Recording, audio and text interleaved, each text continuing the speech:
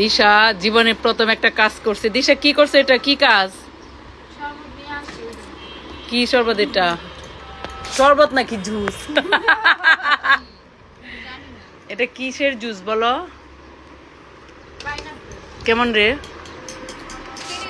তুই আর কত ডায়েট করবি? শুকাইতে শুকাইতে একদম জরিন হয়ে গেছে।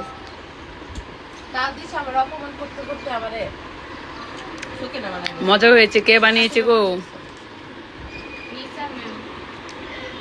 ম্যামকে দিয়ে এখন কাজও করাচ্ছে। এদিকে আসো। তুমি ওরে দিয়ে তো কাজ করাও কেন? অনেক মজা হয়েছে অবশ্য। সব তুই কি হাস জুস আবার খাতা দেখি